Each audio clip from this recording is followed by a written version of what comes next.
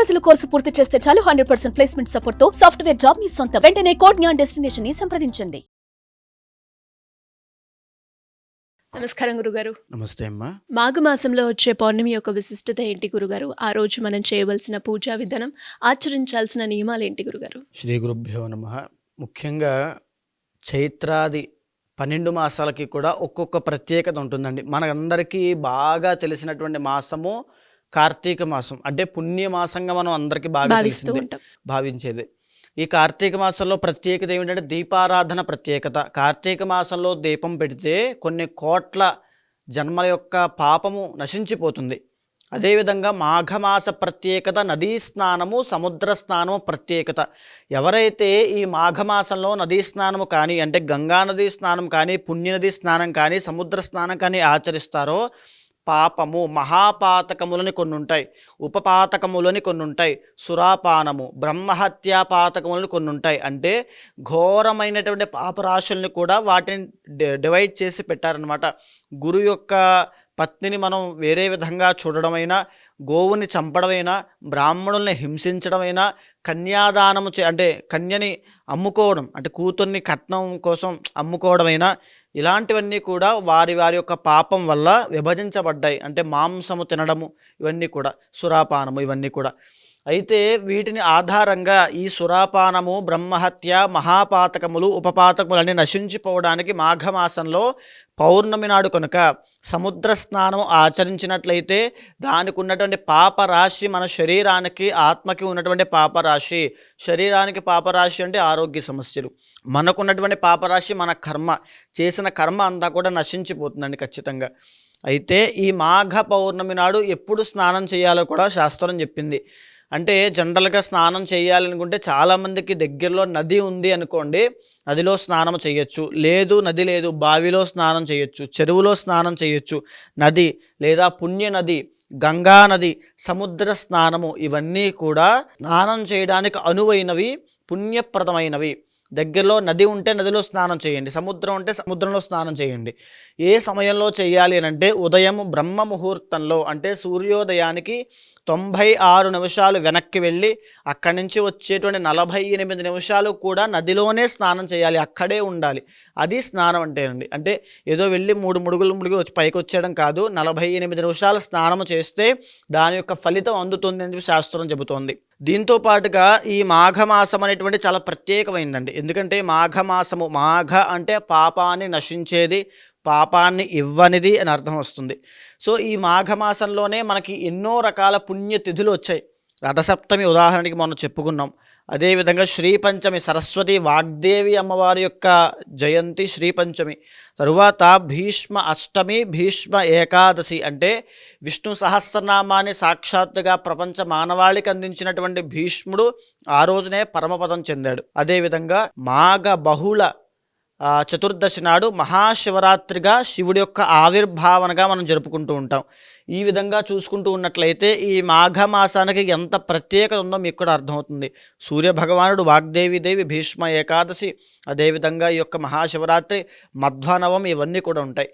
So ఈ మాఘమాసాన్ని సముద్ర స్నానంతోనే వినియోగించుకోవాలి. సో ఎవరైతే ఈ మాఘమాసము, అంటే ఈ మాఘమాసంలో శివకేశవులకి, లక్ష్మీనారాయణులకి ఇద్దరికీ కూడా, అందరికీ కూడా ప్రీతికరమైంది కాబట్టి లక్ష్మిని కోరుకునే ప్రతి ఒక్కరూ కూడా, ఈవెన్ ఎంతటి దరిద్రమైనటువంటి స్థితిలో ఉన్న వాళ్ళు కూడా, శుద్ధ లక్ష్మీర్ మోక్షలక్ష్మి, జయలక్ష్మి, సరస్వతి, అంటే ఏ లక్ష్మీ కటాక్షము, సరస్వతి కటాక్షము, శివకేశవుల యొక్క అనుగ్రహం కావాలనుకుంటే ఈ మాఘమాసంలో ఎలాంటి అపవిత్రమైన పనులు చేయకుండా కేవలము కనీసం మాఘ పౌర్ణమినైనా ఉపయోగించుకుని బ్రహ్మ ముహూర్తంలో కానీ, మాఘ పౌర్ణమి తిథి ఉన్నప్పుడు ఎప్పుడైనా సరే సముద్ర స్నానము ఆచరిస్తే లక్ష్మీ కటాక్షం కలుగుతుందండి ఖచ్చితంగా.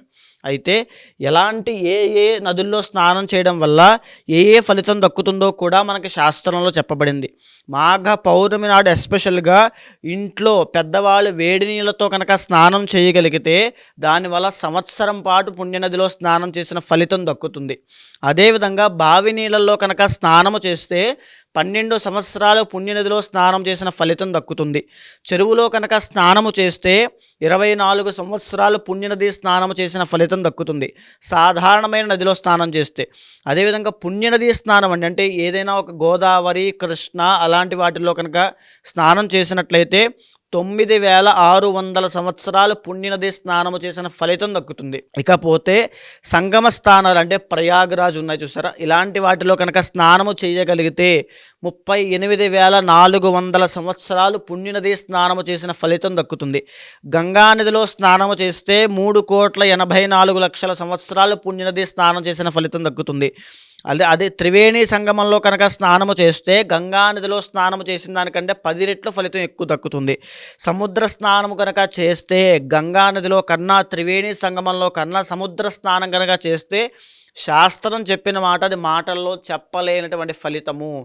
ఈవెన్ ప్రతి ఒక్కరికి కూడా ఎంతటి దరిద్రంతో బాధపడే వాళ్ళకైనా మాఘ పౌర్ణమి అనేటువంటి అద్భుతమైనటువంటి ఉపశమనం కలిగించేటువంటి రోజు.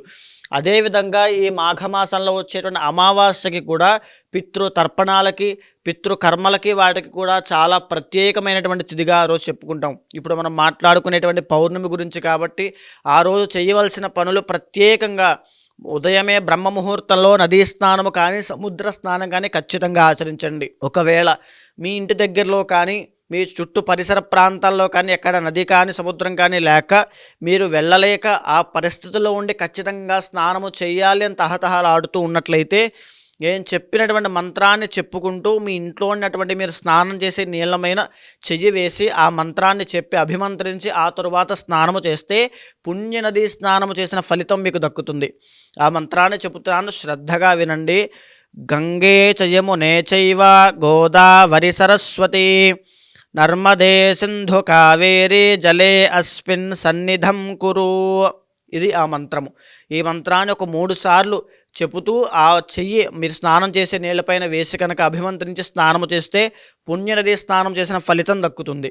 అదేవిధంగా ఆ రోజున ఉపవాసం ఉండి మీ ఇష్టదైవ ప్రార్థన చేసిన లేదా దగ్గరలోని శివాలయానికి వెళ్ళి పంచామృతములతోనూ ఆవు నేతితోనూ అభిషేకం చేసి ఆవు పెరుగుతోనూ అభిషేకం చేస్తే గొప్ప ఐశ్వర్యం పడుతుంది.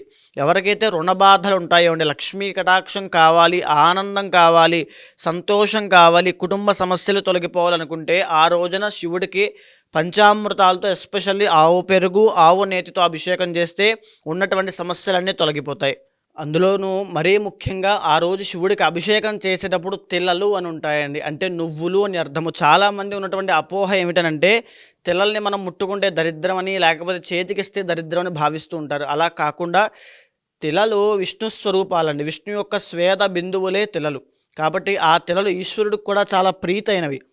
ఆ రోజున అభిషేకం చేసేటప్పుడు తిలలతో కూడా అంటే నల్ల నువ్వులతో సహా శివుడికి అభిషేకం చేసినట్లయితే, ఇంకా చెప్పాలంటే అపమృత్యు దోషం ఉన్నవాళ్ళు, మాకు విపరీతమైన ఆరోగ్య సమస్యలు ఉన్నాయి, లేకపోతే మా ఇంట్లో కుటుంబ సభ్యుల్లో ఒక పెద్దవారికి, వృద్ధులకి ఇంకా హాస్పిటల్లో ఉన్నారు, వెంటిలేటర్ మీద పెట్టారు అనేటువంటి స్థాయిలో ఉన్నప్పటికీ కూడా నల్ల నువ్వుల నూనెతో కానీ తిలలతో కానీ మాఘ పౌర్ణమి నాడు అభిషేకం చేయిస్తే కనుక వారి ఆరోగ్యం కుదుటపడుతుంది.